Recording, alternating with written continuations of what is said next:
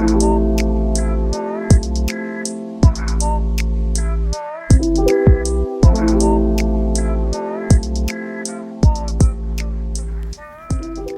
we got all of the vinyl blackout shades installed, and he did an awesome job. He even mounted all of the hardware, or the chains. We have right side chains, and he mounted it so no kids can play with it. He put the bead stopper so it can't go too far. It looks great. Now we have privacy. I can pick my wedgies in peace.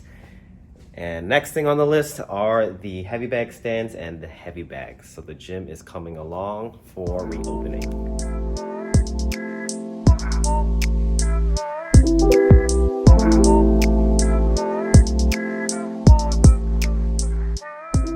So for this video, we're gonna look at a couple of things outside of the actual technique. So a lot of people wanna get that knockout strike power in weapons. And it's something that is kind of on the top end of the list, because as much as variety as you can get, if you're just kind of just slapping them with the stick, it's not really going to do much. If anything, it's just going to piss your opponent off. So outside of actually doing the technique, which I think is one of the best ways you can practice anything, to further increase your striking power, here's a few ways. And the first one really is just understanding your body. So in Anastacio, we have what's called the open position, the closed position, and neutral. So our three main positions. So when I'm standing either in right lead or left lead, this is considered my neutral. I'm not any sense loaded up on any hip. So by practicing the open and closed position, you can create a stronger connection of not just using your arms, but almost full body and heavily utilizing the core for your strikes. So what we're gonna do is we're gonna sit down slightly on our base, which means we're just gonna slightly bend our knees here. And you could do this with the stick, but I want to show you without it so you really get the point and not letting the stick dictate how you load those hips in both positions. But if we're going to go to a closed position, what we're trying to do is we're going to take our lead leg. So I'm taking my right leg, I'm stepping to twist. So I'm not just twisting on the spot, it's a big misconception. I'm stepping to twist, and that way I'm driving my weight into the ground, and I'm going to be pushing, almost feel like I'm pushing my knee into my opposite side. So you can see this is almost load up here. So what's happening is I'm putting more weight onto my left hip here, and I'm flexing my right leg, almost pushing it. So you want to feel it flexing from your glutes all the way down to your toes. And that's going to be the closed position. Now, most importantly, is when we transition. So as I go from closed to open, I need to shift this weight back. So I'm going to step to twist. Same concept. I want to be pushing with my back foot now, up through my glute, squeezing it nice and tight, and really emphasizing the weight being pushed into my right hip. So a lot of the times when I do this, which is what we call the open position, I use my safety hand as like a counterweight to help me balance, because I'm really loading this up. If you're just kind of flowing, you'll notice there'll be a little bit of twist going on, but the posture kind of remains the same. So if we're really loading it up, squeeze, you can almost sit down on the strike, almost the same way you would to sit down on a punch if you are boxing or doing any sort of striking art. So when you guys do that, slow. Feel the transition, smooth. The analogy I like using, if you guys know what an hourglass is, when you turn it, it doesn't just drop all in once. It slowly shifts until all the sand is on the other side. So that's the same way I want you to feel as you change from closed position to open position and back. All right, so next exercise, we're gonna keep the stick in our hand, and we're just gonna use an angle 1 and angle 2, but this can literally be any forehand or backhand strike. Forehand coming from my right side, backhand coming from my closed side or my left side here. And whether you use the 10 basic strikes, this is something that I think is universal across the board. Now, one of the common things is obviously using that same side, hip and shoulder, to be able to launch that strike. And let's just break down the angle 1 for now. So it's not just me swinging my arm, but it's my ability to drive these 2 points of control of my body at the same time, because that's essentially what's going to power up my angle 1. Now, the thing that most people don't focus on is trying to utilize more than that. So as much as I want to throw my right shoulder forward, let's focus on pulling that left shoulder back. So we're going to focus on the rear shoulder, or the safety hand side. So when I throw that angle 1, my core is tight. I'm thinking about driving with my right side, but I'm also keeping my left side tight as I pull it back. So whenever I do an angle 1, this hand isn't just going to be dangling out there, it's going to be nice and tight. And that's how I end up in this closed position. And that's why this is so important to me, because you can see that when I pull, my left elbow goes to my lat, I keep it nice and tight, and my right hand will come to my left hand. So I can keep this whole motion here super tight and allow that to complement whatever I can drive with my right side as is. So that's a huge detail without even getting a particular rep or looking to push an amount of weight. It's just really understanding your body throughout the motion and learning how to use all those little parts. You already have the tools, it's just connecting the dots now. So when I pull that from my angle 1, when I do my angle 2, it's not so much pulling my right shoulder, because since I'm still in my right lead, I'm still using that side to come back. But now it's pushing my left shoulder and my left hip. So still working on that safety hand side. So from that closed position, when I'm transitioning, I'm thinking about pushing this almost off my shoulder. And that's why very commonly I'll also do a safety hand sundot or a check, because that's going to serve as the counterweight like we talked about before in the open position. But that's going to allow me to also drive my left side forward as if I was throwing a punch from my left side. So I got my whole foot connected to the ground, pushing through my hips, into my glutes, up into my shoulder, and out through my hand. So when I do my angle 1 and angle 2, separated of course, looking for that knockout power strike, left side is pulling, left side is pushing. So for the third exercise, still sticking on the Wave Master, what we're going to do is we're going to take one of the more popular strikes, which is the Abanico, or the fan strike. So if you just break down the Abanico on its own, now the Wave Master obviously it's a little bit more wide than maybe someone's head, probably everybody's head. But if I'm just twisting my wrist, which is where the power with tick strikes come from my wrist flexors here, you're going to see that I can hardly hit my target without any body adjustments here. Even with the wide Wave Master, I could probably hit it, but you're not going to get much. So we want like a thunderous strike. So taking the points from the first 2 lessons earlier, right shoulder, right hip on the forehand side, left shoulder, left hip on the backhand side, keeping everything tight, pushing and pulling those opposites. We're going to keep it tight.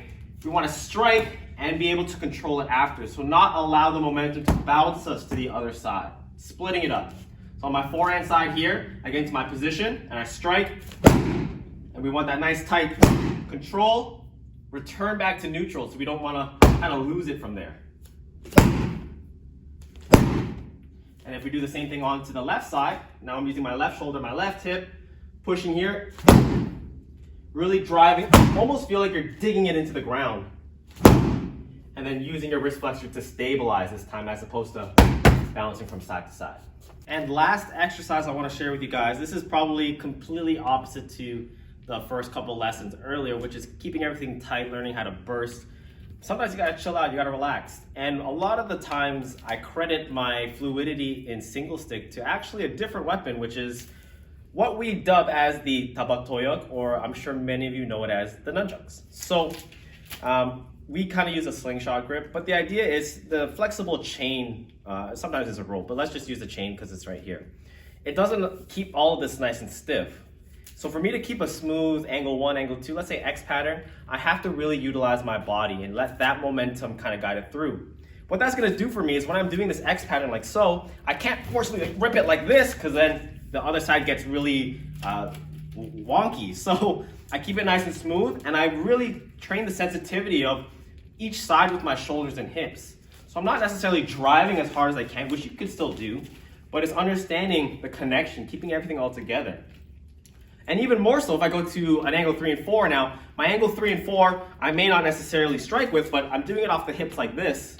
And one of the main things you want to look at with a tabaktoyok is you don't want to fight against your body. So it may look like I'm hitting myself, but I'm really just using the energy and kind of bouncing it off with my hips. And that creates a very sensitive recognition here that this is what's going to power up my stick, my weapon, my whatever it is that's in my hand, and not necessarily the weapon itself. And that's how I'm going to keep complete control. That's how I'm going to stay in tune with my body. That's how I'm going to keep the connection, and then ultimately be able to burst when I need to. Alright, so this part of the video, I decided to do a little bit of a breakdown. And so I'm using the Blaze pods again. And if you haven't seen it on my channel, I've done a few videos with them. where I kind of use them as just like a target practice and reaction time skill builder. So I believe I'm doing 1 minute rounds here, nothing too crazy. This was before our class, so just to get a little bit of a cardio burn. But this first round here, I'm just practicing with my jab and cross, just trying to get warmed up, just trying to adjust and align my eyesight. So blue means that I'm going to do a jab, and then if it lights up red, I'm going to do a cross. And ideally, I just wanted to line this up because as I progress through the rounds, you're going to see it get a little bit more complex. So I wanted my body to really just understand the calls.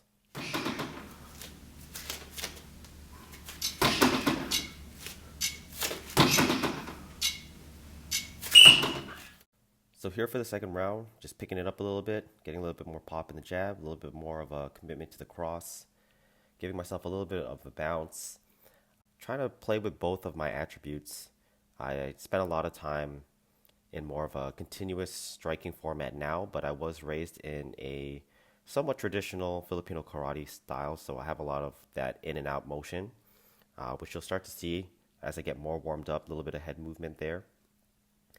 And that's one of the good things about the Blaze Pod is they're very durable, so I could pick it up. Now, I'm not wailing on it, of course, but it does give me the chance to give it a little bit more realistic, almost like mitt work. And this is super good because you can set it to random where it's not just left hand, right hand, left hand, right hand. And it's a great way to practice on your own if you don't have that pad work holder or mitt person at your academy, or if you're locked down and can't train with anyone.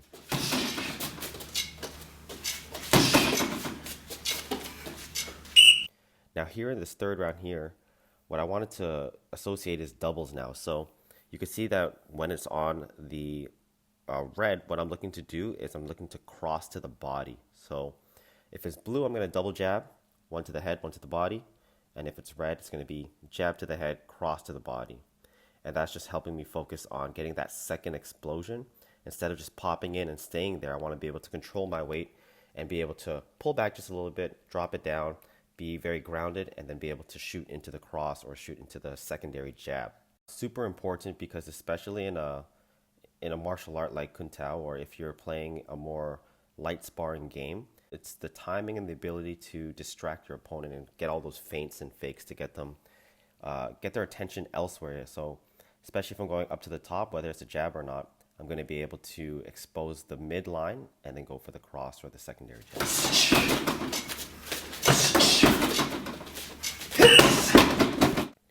Now in this one here, I'm working more on kind of baiting out my right side.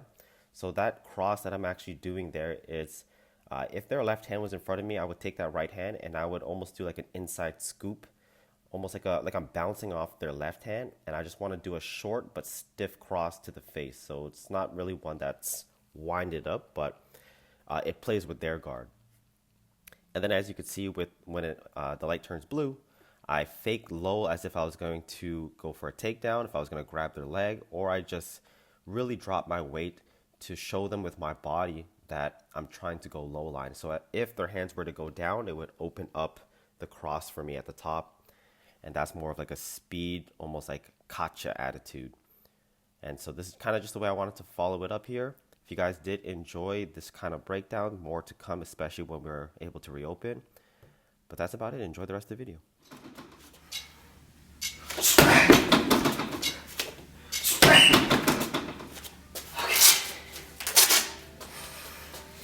Alright guys, me and Jordy here are just gonna go ahead and end off the video. Hope you guys enjoy that content. I know I added in a few striking drills there that normally isn't a huge thing on this channel, but I do want to add in some more personality into this channel and not just do Kali, because I know you guys love that, but our Kun Tao, our striking program, is a huge component to the academy itself and also to me as a martial artist. Actually, Kun Tao was the first thing I was exposed to, and shortly after I trained in Kali, but I actually struggled a lot with Kali, and through my natural athleticism, I gravitated towards Kun Tao, and now it's kind of the opposite. So there's gonna be a lot more striking sparring breakdowns when we incorporate our heavy bags that are coming in the near future. Plenty of drills that you guys can be training at home. But that's about it, guys. I want to thank you so much for watching. If you did enjoy the video, please give it a thumbs up. It really helps the channel grow, and we're really pushing throughout this pandemic to keep giving you guys some great online content wherever you guys are. If you want to train with me, you guys already know anastacioclee.com. Link is in the description box. If you're interested in grabbing your own Blaze Pods, link should be there as well. Save yourself some money and really get an awesome solo training tool. So wherever you guys are, as always, make sure you're staying safe. And until next time, we'll catch you guys then.